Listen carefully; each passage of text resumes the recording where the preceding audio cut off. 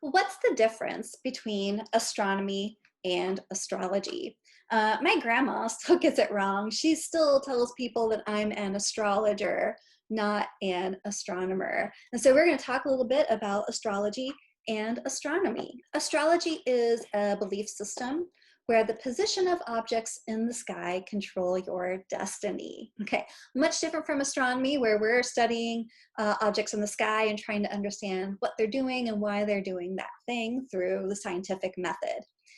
Astrology is something that we call a pseudoscience. It's incompatible with the scientific method. There's no hypotheses that are made. There's no testing of these hypotheses. There's no observations to see whether or not these outcomes are true that are predicted by astrology. So it's fun. I like to read my horoscope. I like to learn about those things. It's fun, but it really has no bearing on our life, on the way in which we become lucky or unlucky or our world unfolds.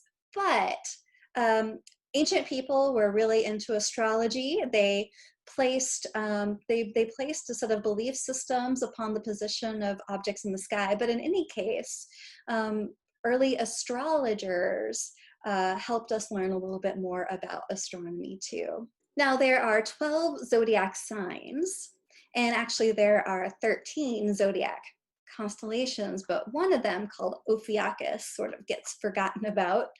The constellations along the zodiac are aligned along an 18-degree belt that we call the ecliptic.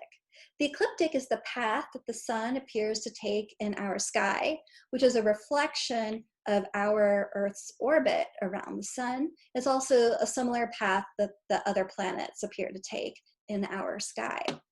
And so when we look out into the night sky, along this 18-degree strip, along the path that the sun takes in our sky, all the way around, maps out onto these constellations of the zodiac. Okay, so how do you know what your zodiac sign is? Your zodiac sign is marked by the date that the sun passes through that constellation in the daytime, actually.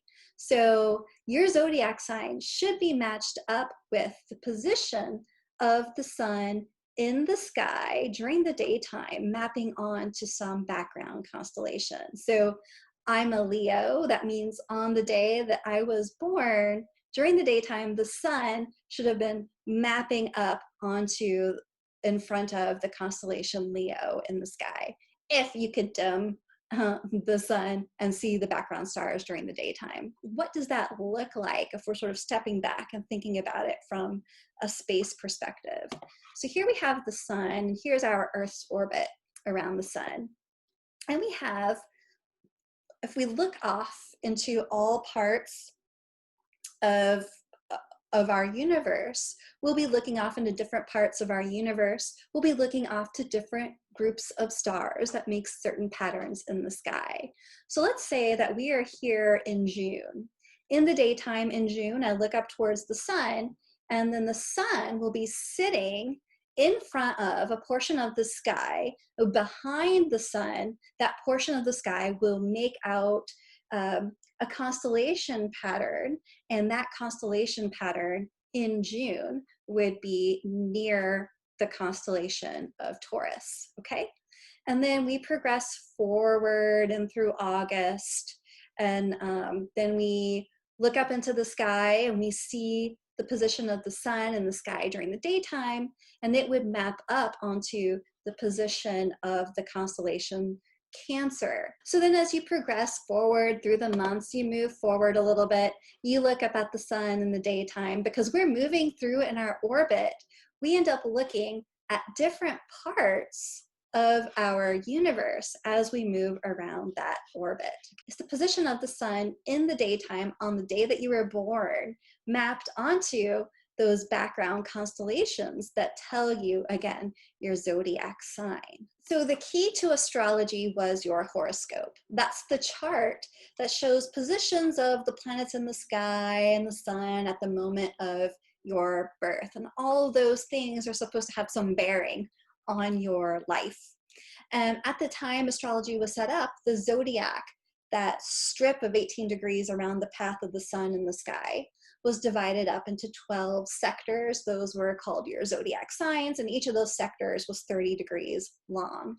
And each sign was named after the constellation in the sky through which the sun, moon, and planets were seen to pass. So due to precession, and remember that's the fact that our Earth is tilted, and that tilt ends up kind of going through a wobble cycle, kind of like a top will wobble on its axis. So due to precession, the constellations of our zodiac over time have slid westward along the ecliptic. Remember, that's the path of the sun in our sky.